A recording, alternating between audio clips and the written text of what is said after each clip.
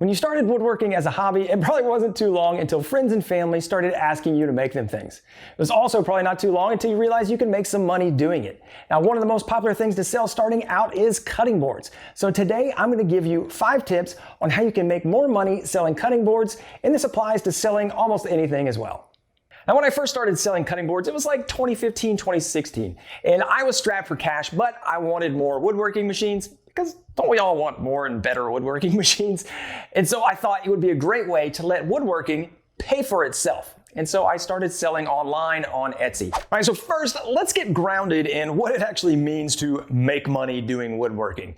Make sure that you really understand before you go into it what it takes to make an actual profit. So your top line is your sales, and that is whatever you sell your products for. If you sell a cutting board for $100, you didn't just make $100. You sold $100 worth of revenue, and that's awesome. But you have to take out expenses. So expenses are what lies in between your sales and what goes into your pocket.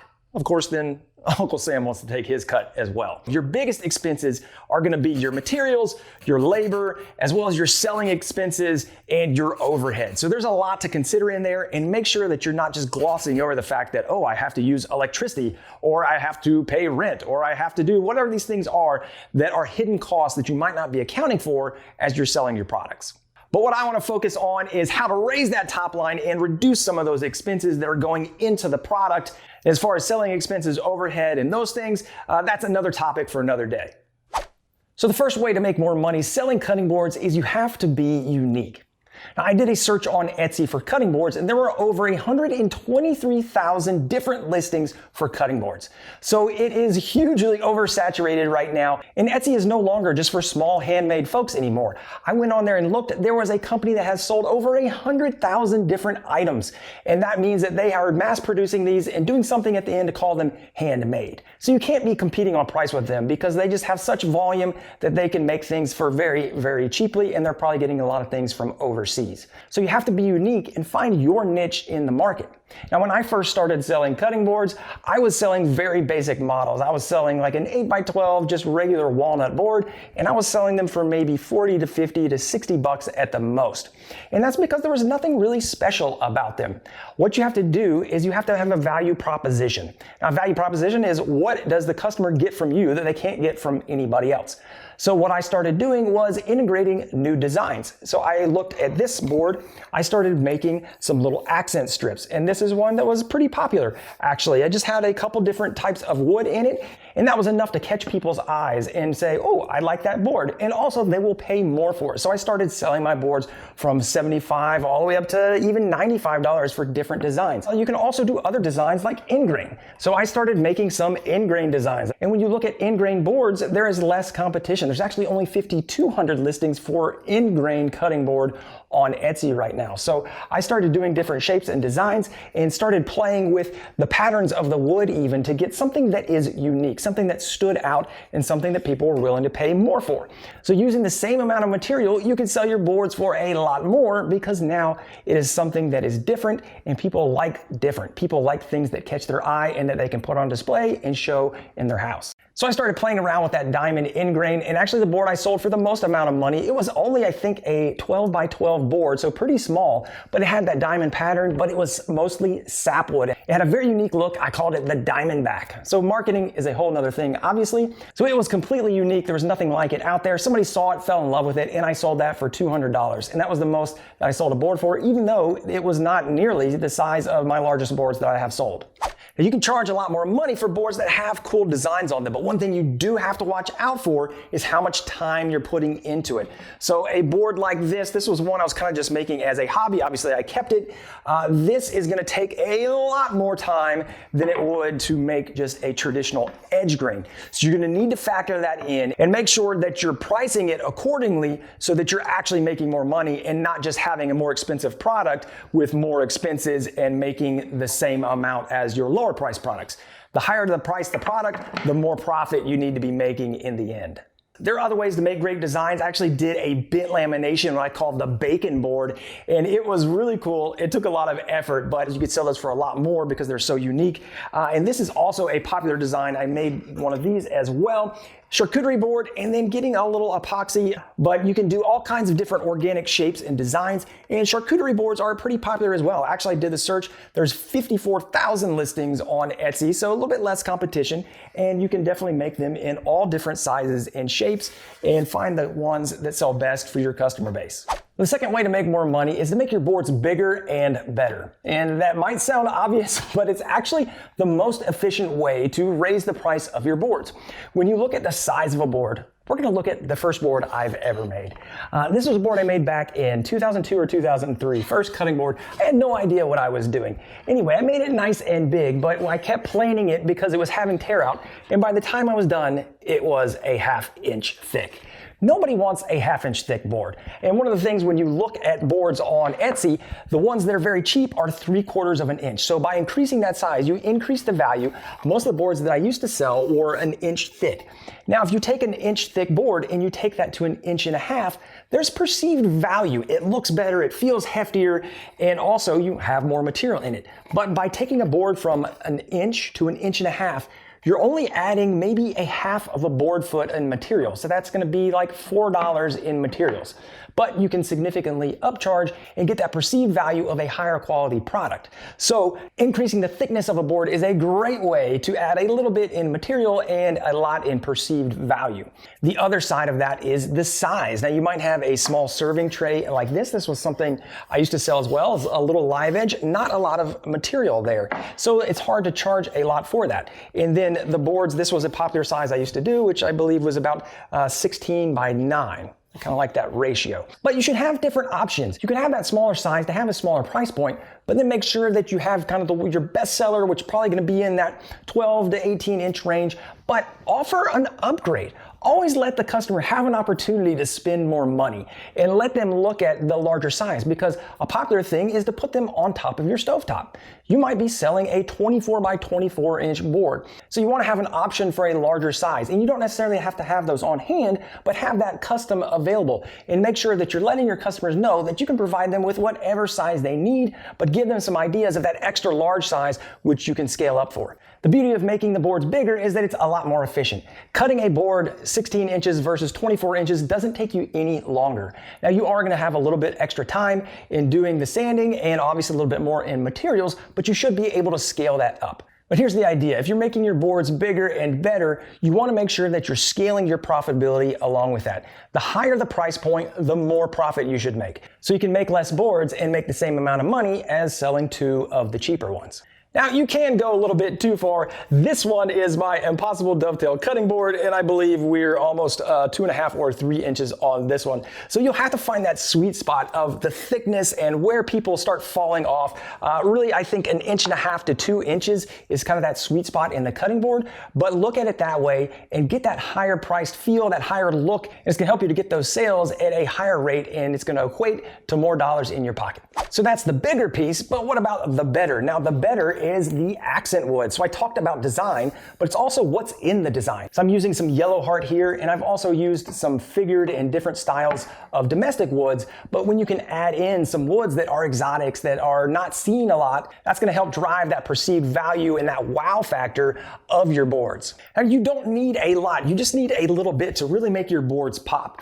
If you don't have access to some of these exotic woods in your local area, you can get them from Woodcraft, the sponsor of today's video. Now you can go online, and I'll have a link down below in the description, and they sell strips and thin packs that are specifically made for cutting boards. You can check out their whole kit and what they can offer, but you can get things like yellow heart, purple heart, babinga, and a ton of other different wood species from them.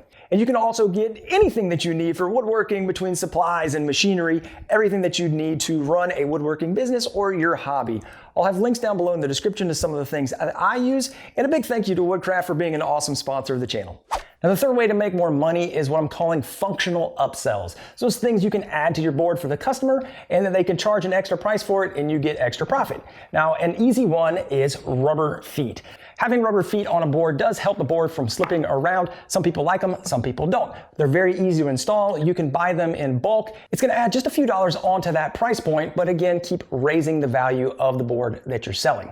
Now, two other features that are very popular are going to be handholds and juice grooves. Now, the great thing about handholds is then you can use both sides of the board. Now, this one doesn't have handholds because I only made it about an inch thick. So when you do handholds, you can also make it thicker, again, bringing up the value of that board. But handholds are a great option, as well as a juice groove. A juice groove on the top, great for people who like to barbecue and they're cutting meat on top of that. So those are two things that you can add, but you've got to be careful because those are also two items that if you don't have a really great way to do them, can take a lot of time. When you look at that and you're adding whatever pricing you're adding, don't just blindly say I'm going to add $10 for juice grooves or for handholds. You need to look at how much extra time it's taking you, and not just on the router. It's going to take you extra sanding, because if that burns and then you have to sand in that concave, it can take some extra time. So really understand how long it takes you to make those add-ons. You need to be making the same amount of profit on your add-ons, if not more, than what you are on the board. So if you're making 30% profit on the board, you need to be making 30% profit on the handholds and the juice grooves. And price it accordingly based upon what you're doing, and try to get better so that you can make it faster and offer that at a good rate for your customer and still make your good profit. But you can make more not just on the features that you add to the board, but what you use to take care of the board. A great upsell is maintenance for the board. And you can do a little can of board wax or board butter or beeswax and mineral oil, whatever you want to call it. But basically you're selling a tin of conditioner for their board that they can use to keep it looking nice and fresh and keep it water repellent. My buddies over at SoCal Woodshop sent this to me. You just buy these tins. You can get them a lot of different places. Get some customized labels. They even have it on the back with instructions and ingredients. And it is a great way to have your custom logo in your customer's house. And if they're using this to maintain their board, they're going to be constantly seeing your name, seeing your logo. And if somebody's looking for a cutting board, they're going to recommend you. Also, when they run out, they're going to come back to your shop and buy more, and maybe buy more products from you, whether it's for a gift or for themselves. All you need to make your own board conditioner is a crock pot, and if you have a nice 70s one, I think it makes it even better. I've got this small version. If you're going to make a big batch, you can get the larger version as well. But all you really need is mineral oil and some beeswax. You can buy both of those in a multitude of places. The more you buy, the less it's going to be. And then you can just get your ratios. I typically like 4 parts of oil to 1 part of beeswax. You can just put that into the pot, heat it up, and it will all melt together. So this is actually dry right now, and it's into kind of like a gel paste when it hardens and it cools down. So while it's still liquid, you just get all your tins and ladle that in or put it into the tins. It will harden and then become this nice paste. That's a great way to have another little piece. And if you have helpers in the shop, that's a great thing for them to do as well, as long as they're safe with the heat. Now, the fourth way to make more money on your boards is, again, raising the sales, and that's through customization. And did you know that over 80% of all cutting boards sold are bought as gifts? I'm just kidding. I have no idea if that's right or not, but I figure it is, because that is a very popular thing to have them personalized. So you're buying these for wedding gifts, for anniversaries, Father's Day, Mother's Day, having family mottos on them, whatever that is. They're being bought on occasions that people want to remember. And what better way than customization? And there's easy ways to do that. Now, you can do it as simple as using a handheld wood burning kit. So that is called pyography. And if you can do it by hand, you're better than me, because if I did it, it would turn out horrible. But if you're artistic, you can do it by hand, and you don't need a lot of expensive machinery. You can also use a router and different types of templates to do inlays, and do those by hand and possibly backfill those or have contrasting wood. But another great way to do that is with machines. Now, I personally have a CNC. I have the X-Carve by Inventables, and I've used that to customize. And I'm actually going to show you guys how you can customize your own boards as well, and what that could look like. Because it's an easy way to really add in some more value and personalize it for your customer. I have this small serving board, which is very plain and bland, but if we can add in a customization, then that increases the value substantially. So instead of going from a maybe $40 board, it could be a $65, $75 board at that point. Now, CNCs are expensive. Now, the X-Carve I have, it starts for under $2,000, but it can pay for itself and give you an ROI if you can make that extra money doing the personalization. The thing I love about the X-Carve personally is the Easel Pro software. They have hundreds of different fonts that you can put a name in there, put it onto where you want it to go on the board, and then just run the machine. Now then you can backfill that with epoxy, or you could backfill it with a contrasting wood, and you have a great way to add a lot of custom flair to your boards. So the CNC time is really in setup and then what you have to do afterwards. So you do want to make sure, again, that you are charging the right amount and making the profit on that. But you can set the machine up, let it do its thing, and then come back and backfill it. I like to backfill with epoxy, and I actually have already done this one. So we have the Rodriguez's. I used some Total Boat High Performance and mixed this up with some pigment and filled it in there. Again, this doesn't take very long. I put it in, let it dry, come back, hit it with a hand scraper for a little bit, and then sand it. I think all in all, between this total customization, I probably had 20 to 25 minutes into it. So that's not a lot of time, and then when I look at my dollar per hour, I can upsell that and make sure that I get a good profit, but also keep the value low for the customer. Now, a quick word on epoxy. I see a lot of people using cutting boards and putting epoxy in them. I personally would no longer call it a cutting board because yes, most epoxies are food safe after they're cured. Again, I use the Total Boat High Performance. This is safe for food contact. But if you start cutting on it, then you can start degrading the epoxy, it can start chipping, and then you're talking about debris that might get into the food. So I personally would never sell it as a cutting board and have epoxy in it.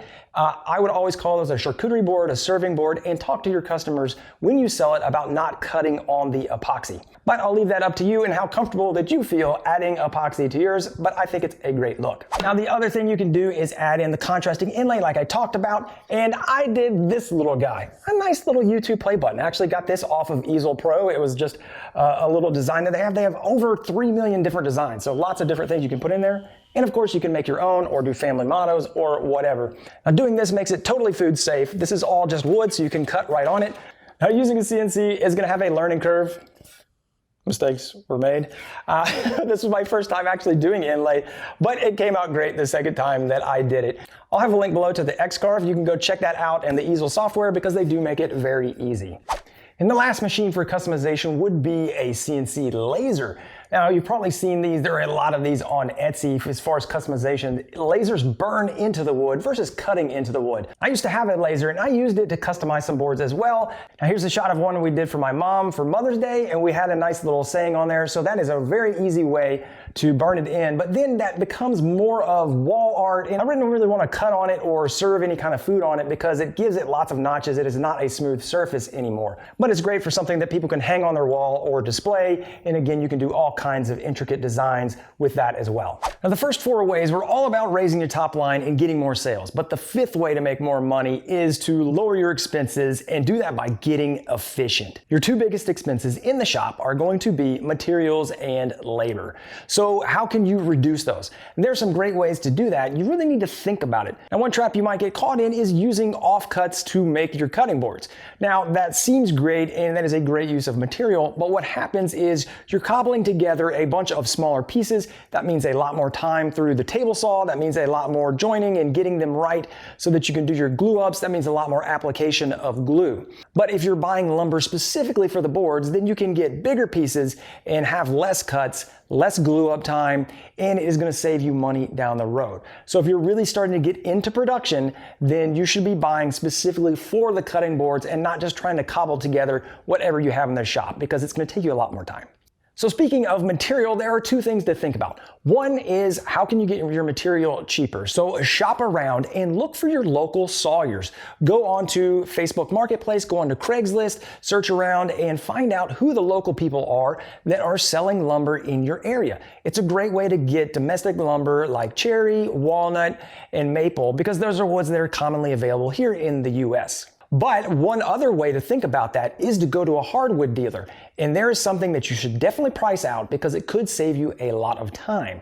And that is buying your lumber S3S. So that is surfaced 3 sides. So it is basically planed to size and has 1 straight edge. So all you have to do is take it to your table saw and rip it to width. That's going to save you all the time planing and taking rough lumber down into the thickness that you need it. So that could be a great way if you have a local lumber dealer that supplies S3S advice to check that out and see if you can actually save money by buying it with the processes already done to it. On the labor side, it's all about efficiency. The less hours you put into it, the less expense you have and the more profit you can make, or the less you can charge, pass that on to your customer. So you really want to make sure that you are doing batch processing. Don't just make one at a time and go around to the different machines. You want to process 4, 5, 6 at a time if you can. Spend less time walking and optimize the setups on those machines. So you can make all your rips on your table saw, do all your planing at once, and everything else all combined together. So if you are doing hand holes or you're doing juice grooves, make sure that you get good jigs so that you can do that repeatedly and easily. If you're doing in-grain cutting boards, one thing that is invaluable is this bad boy, which is the drum sander. Now, I would personally never do in-grain cutting boards without a drum sander because I don't think it's very safe to run it through the planer. I know you can do it, but going through the drum sander is going to save you so much time on sanding. But that brings up the point of what machinery should you get and how can you use machinery to help you be more efficient. My rule of thumb is always that the only reason that you should buy a machine is if it makes what you're doing faster or if it lets you do something you can't do already, i.e. it gives you more capacity. So whenever you're thinking about upgrading and looking at new machines, take it through that lens. And if that machine is not letting you do those things faster or more capacity or things you can't do before, you might not need it. I referenced Etsy a lot, but honestly, I would not start out selling there. It is so oversaturated and you can succeed, but you would have to market very well and know what you're doing. I would suggest going local, friends and family, word of mouth, and then trying to sell through Facebook Marketplace. If you do have any type of social media presence, Instagram would be a great place to let people know that you are selling boards, and that'd be a great place to direct people to something like a Shopify. You can set up a Shopify or even a Squarespace that are very easy to set up, and you can process your payments and sell things through there with a nice portfolio.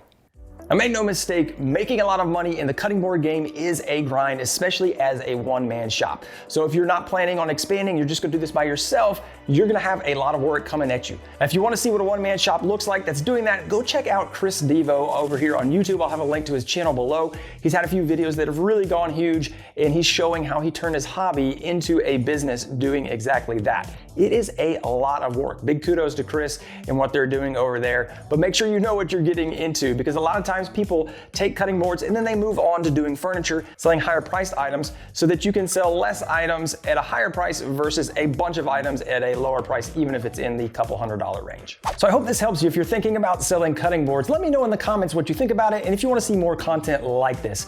And also, if you want to check out how I make cutting boards, you can check out the whole playlist I have over there. I'll catch you guys over on the next video.